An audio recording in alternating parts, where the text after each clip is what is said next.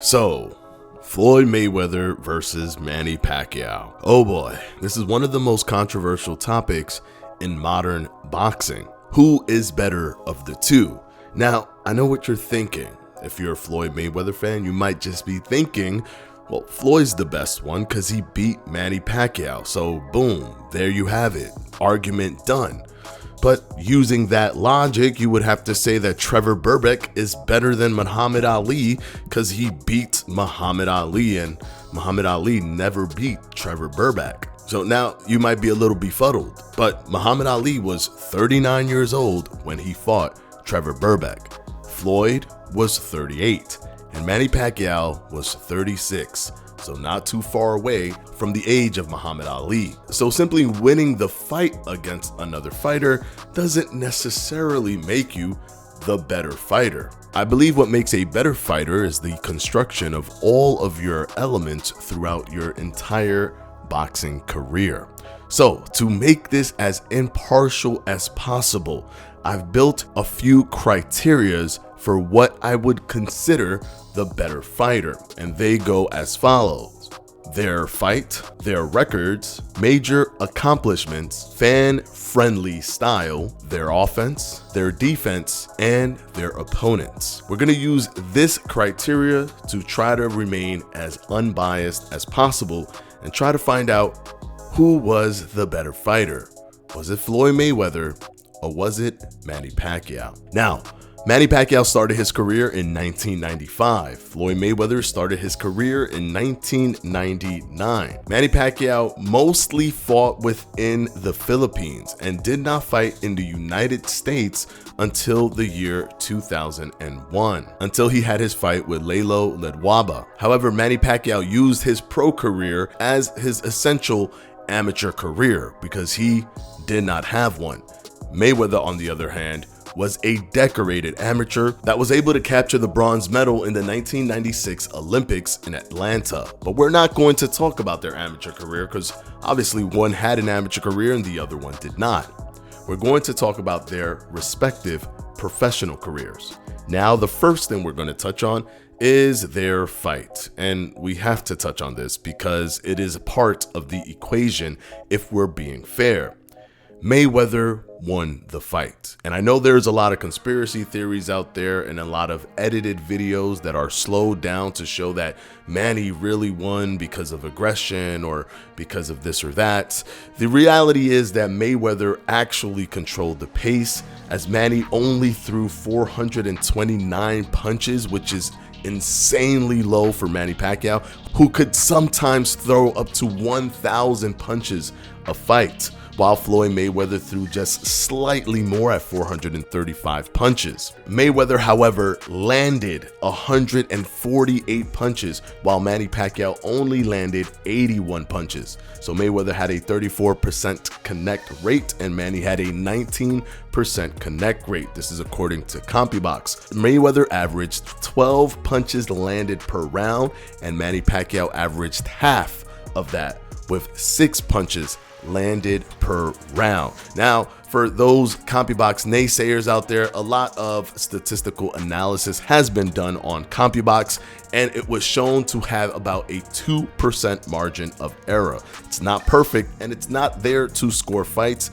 yes, but with that 2% margin of error, Mayweather still holds 34%, while Manny Pacquiao had a 19% connect rate. Even if you put in the equation of the 2% margin of error, Mayweather is still way above. So please keep that in mind. Even with or without these CompuBox numbers, Mayweather was victorious. So in terms of them fighting each other, the nod has to go to Floyd Mayweather. Now, if we look at their records, Floyd Mayweather was, of course, 50-0. Manny Pacquiao has 62 wins with 8 losses and 2 draws. So Manny Pacquiao has had 72 bouts, while Mayweather has had 50 bouts. But remember, Manny Pacquiao used a lot of the early parts of his career as essentially his amateur career. And because Manny Pacquiao has 8 losses, some contested, some uncontested, but regardless, it's still 8 losses, as well as a loss to Floyd Mayweather. In the record department, we would have to go with Floyd Mayweather, as Floyd Mayweather's record is actually a legendary record, because he is the only fighter to obtain 50 fights with no losses and retire undefeated with that many wins. The previous record holder was Rocky Marciano at 49-0, but Mayweather has eclipsed him. And many have argued that it shouldn't count because he fought a pro debut of Conor McGregor for his 50th pro fight, which is a good argument. However, even if you were to remove that 50th fight, he was still tied for the most while being undefeated with no blemishes at all. No contests, no draws. So the feather in the cap of the records would go to Floyd Mayweather with his legendary 50-0. Now we move on to major accomplishments. Now this is where things become tricky. Both have done unprecedented things, but I'm going to try to see if I can weigh what's more unprecedented by trying to discern which record can more than likely be broken versus the other. Both records are hard to break, but let's take a look at it. Mayweather has beaten 22 world champions, which is absolutely phenomenal and holds the record.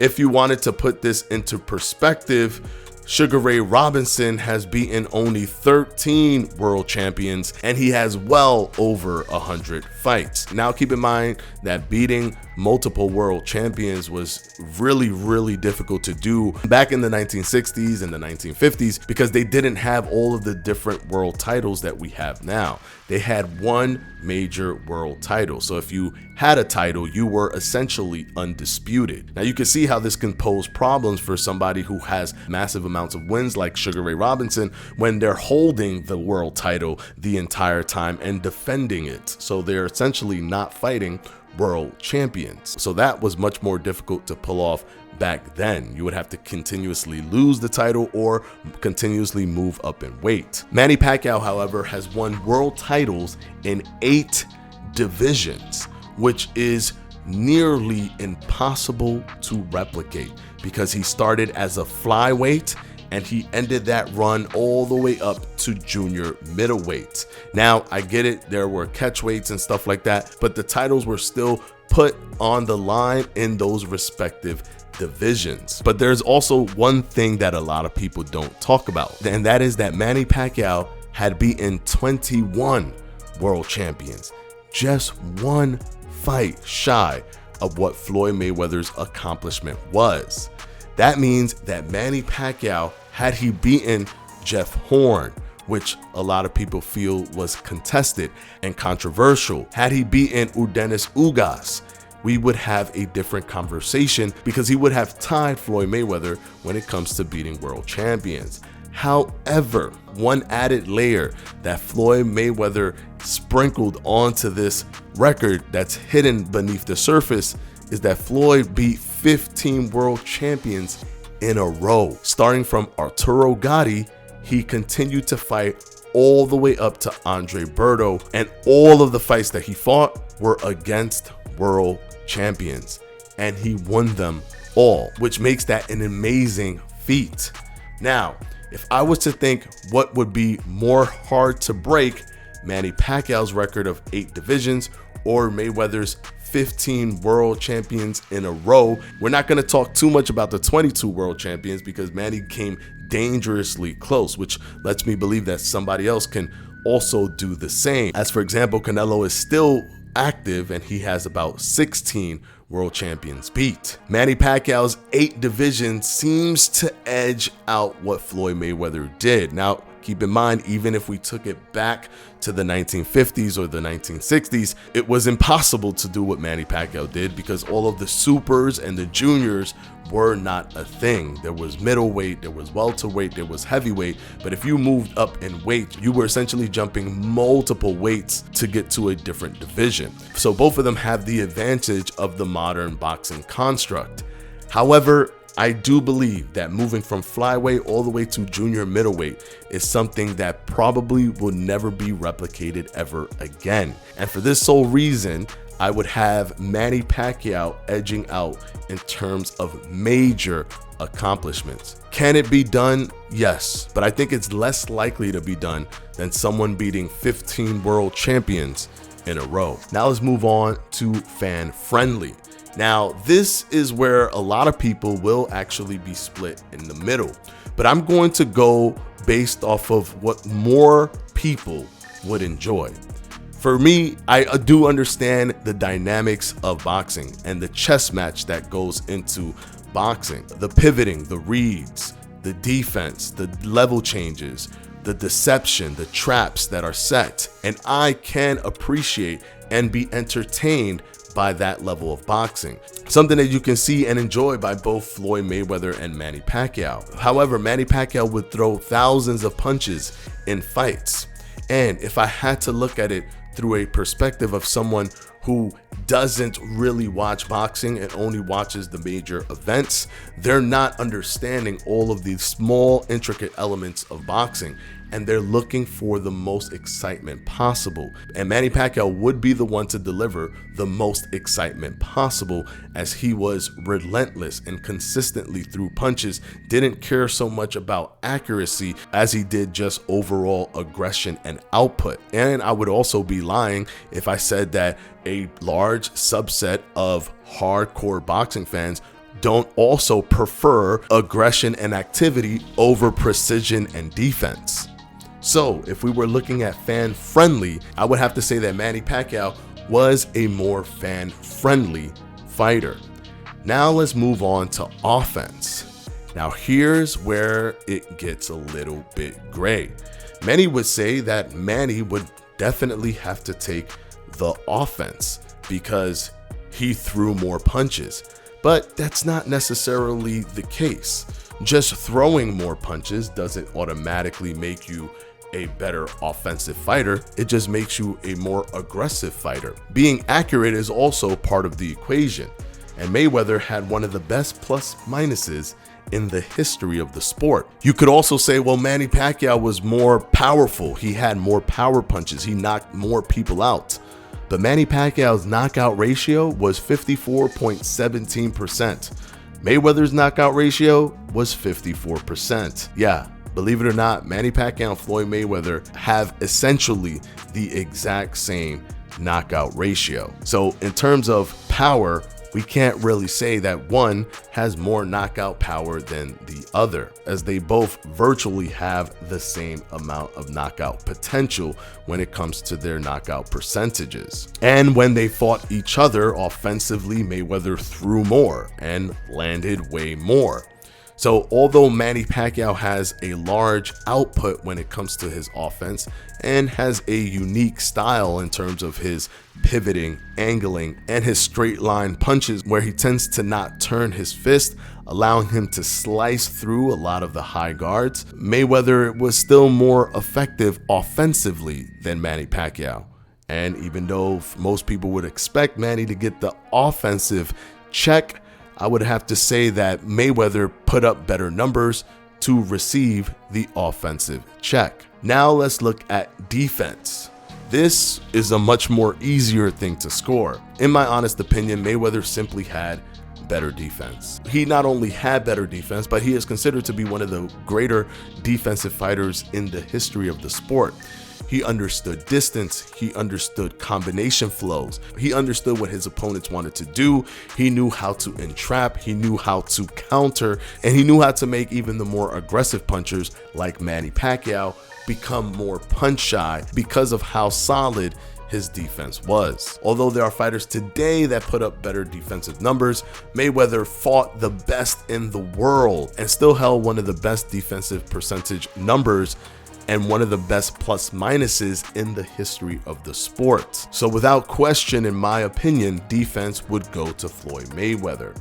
Now let's look at opposition. Let's look at their opponents. Now, Manny Pacquiao and Floyd Mayweather have very similar opponents, very similar opponents moving into the later half of their career, when they started moving into popularity. Floyd Mayweather started his popularity run when he fought Oscar De La Hoya, And Manny Pacquiao really started to get into his popularity run when he also fought De La Hoya. And after this, almost all of the opponents were common opponents. Mayweather fought De La Hoya, Ricky Hatton, Shane Mosley, Juan Manuel Marquez, Miguel Cotto, and Manny also fought those same fighters. But they both do also have different opposition. For example, Manny Pacquiao fought Antonio Margarito and Keith Thurman, and Floyd Mayweather fought Robert Garcia and Canelo Alvarez, as well as Marcos Maidana. So in the opponents category, it's tough. But if we match their common opponents, we can get a better insight as to who was a little bit better. For example, many Manny Pacquiao fans might say, well, Manny Pacquiao fought Cotto first, and Mayweather fought a more broken Cotto, a Cotto that had came off of a loss. But Cotto had already lost before he fought Manny Pacquiao. He lost a brutal loss to Antonio Margarito. And by this same token, a Floyd Mayweather fan can say, well, Floyd Mayweather had beaten Hatton and Mosley and De La Hoya before Manny Pacquiao beat those guys. And usually a rebuttal that's heard from most Manny Pacquiao fans is, well, Manny beat them better, as he knocked out Hatton very early, he beat up Mosley, and while Mosley rocked Mayweather, and he completely decimated De La Hoya.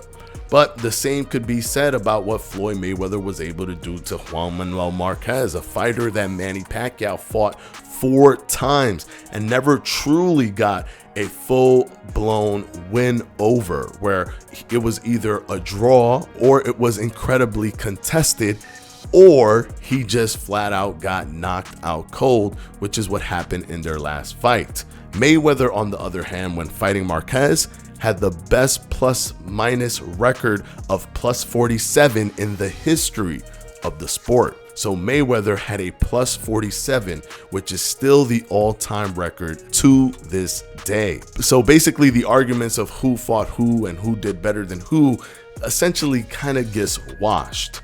I do believe that Manny Pacquiao fighting Antonio Margarito is not as powerful as Mayweather fighting Canelo Alvarez. And if we go further back, Manny Pacquiao edges Mayweather slightly with the fact that he fought Marco Antonio Barrera and beat him, fought Eric Morales, however lost the first fight, but then beat him in the rematch and the follow-up. Mayweather, however, did fight the likes of Diego Chico Corrales and Genaro Hernandez, so it's kind of even in that realm as well.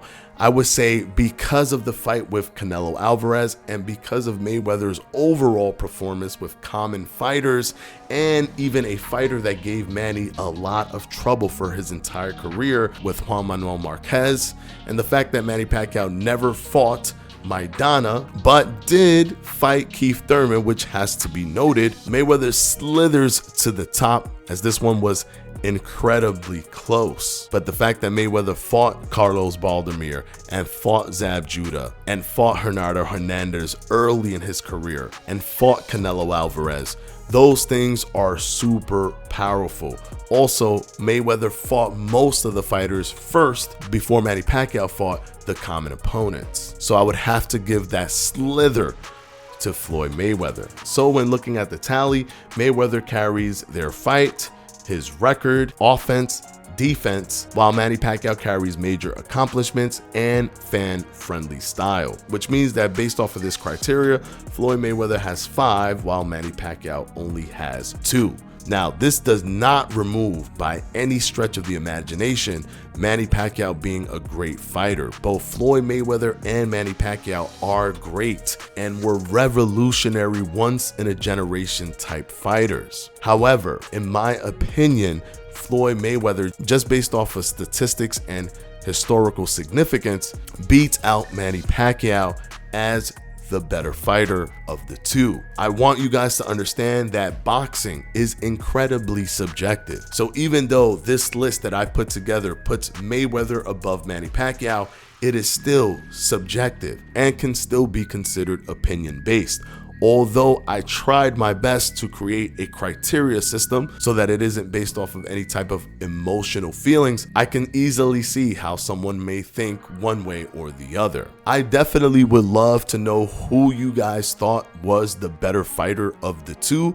Let me know down in the comment section below. And I know that many people are going to bring out the conspiracy theory stuff like, hey, Mayweather paid the referees, or Mayweather paid the judges, or Manny Pacquiao got screwed, or Manny Pacquiao also got the judges paid for him or got the referees paid for him.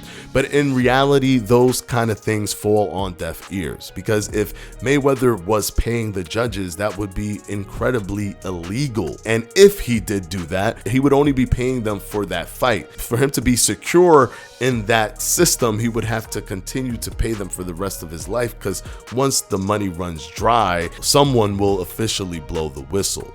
I do believe that judges do lean towards the popular fighter, regardless of who it is. If it's Manny Pacquiao, if it's Floyd Mayweather, they just lean towards the popular fighters because of the ramifications of leaning the opposite way.